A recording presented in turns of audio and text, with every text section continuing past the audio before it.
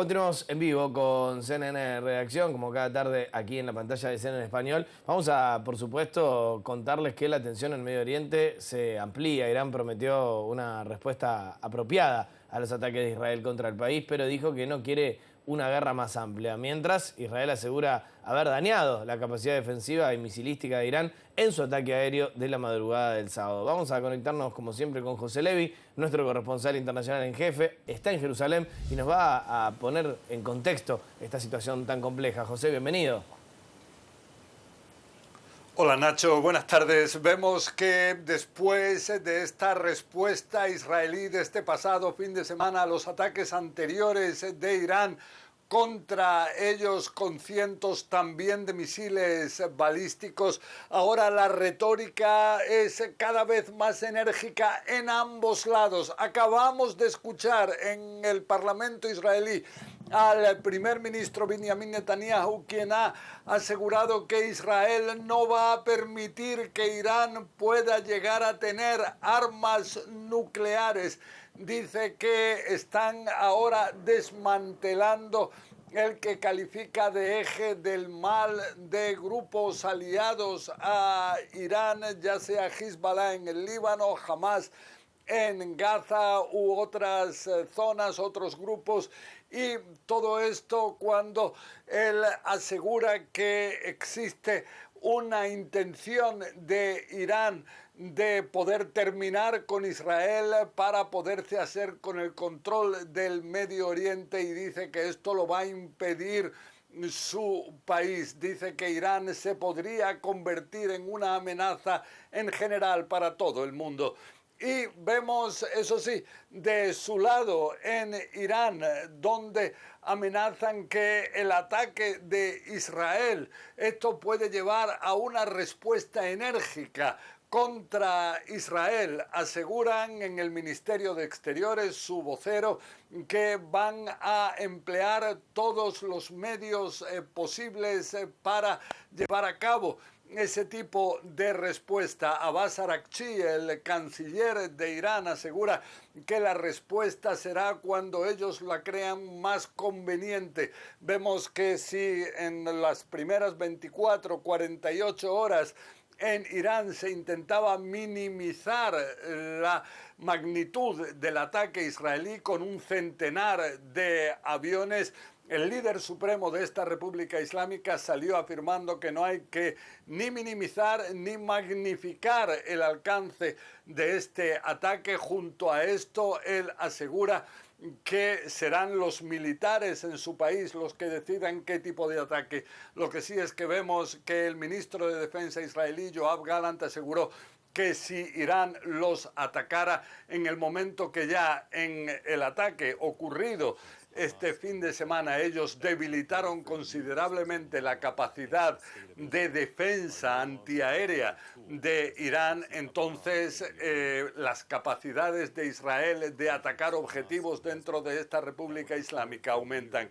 Y eso sí, vemos que en Irak ahora también están expresando su protesta por lo que afirman sería el uso del espacio aéreo de su país por parte de las fuerzas aéreas de Israel para realizar ese camino largo de 1.600, 2.000 kilómetros desde Israel hasta Irán, ya que se trata de dos países que no comparten una frontera común.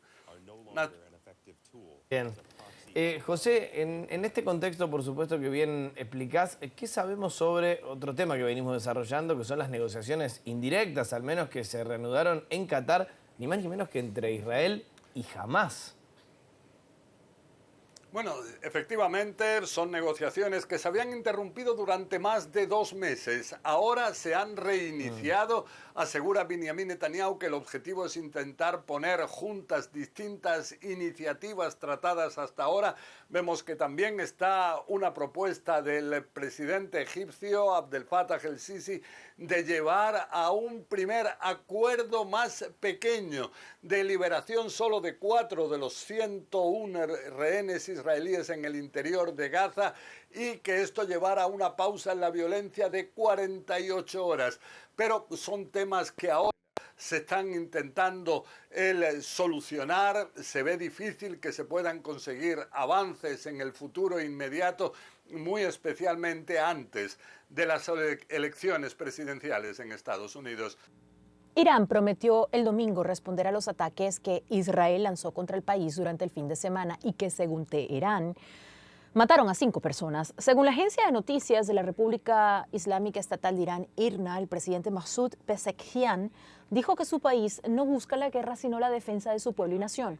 Por su parte, Israel ha dicho que su ofensiva contra Irán fue en respuesta a los ataques a principios del mes. Saludamos, como siempre, a José Levi, quien nos tiene más detalles desde Jerusalén. Buenas tardes para ti, José, cuéntanos.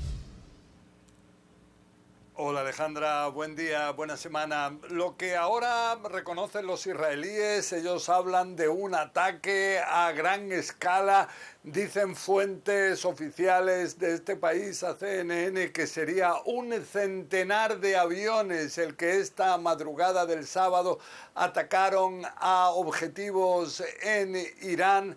Y todo esto cuando, según afirman también algunos, o sea, parte de estos aviones habrían llegado a sobrevolar el espacio aéreo de esta República Islámica. Ahora también el propio primer ministro israelí, Benjamin Netanyahu, él habla de que se ha causado un daño enorme a la capacidad defensiva de Irán. Esto aparentemente se refiere a que habría destruido los misiles antiaéreos sofisticados de fabricación rusa S-300 que defendían a lugares estratégicos en esta República Islámica. Él también afirma que se ha causado un daño considerable a la capacidad misilística de este país. Y todo esto cuando, eso sí, se abstuvieron de alcanzar objetivos ya sea energéticos, petrolíferos, ya sea también nucleares. De esta forma Netanyahu de alguna manera cedió a las presiones del presidente Joe Biden de no atacar algo así. Vemos, por ejemplo, ahora que los precios del petróleo, después de que no fueran atacados ese tipo de objetivos, han bajado de manera muy significativa. Y todo esto cuando vemos, eso sí, que se está a la espera de ver cuál puede ser la reacción de Irán, ya que en un principio en esta República Islámica intentaban minimizar la influencia, la importancia de este ataque. Ahora vemos que el líder supremo de esta República Islámica, el Ayatollah Ali Khamenei, él asegura que no hay que ni minimizar ni magnificar la importancia de este ataque. Él asegura que serán los militares en su país los que decidan el tipo de respuesta. Vemos que Abbas Araghchi, quien es el ministro de Exteriores, él asegura que reaccionarán en el momento adecuado, pero todo esto está a la espera de ver cómo, cuándo, dónde se pueda llevar a cabo tal tipo de represalia. Es de señalar que en Israel advierten de que hasta ahora han utilizado solamente parte de los medios que tienen para actuar contra Irán, y también ellos afirman en los medios de comunicación que de hecho ahora Irán sería mucho más vulnerable al no contar con estas fuerzas antiaéreas. Y entonces, si hubiera un ataque significativo por parte de Irán, esto podría llevar a que Israel atacara, por ejemplo, las instalaciones energéticas y petrolíferas que en el ataque del sábado no fueron atacadas. Alejandra. José, ¿y qué se sabe sobre las negociaciones que se reanudaron anoche en Qatar, indirectas entre Israel y Hamás? Bueno, son negociaciones que despiertan interés por el hecho de que hace ya más de 2 meses que no se llevan a cabo.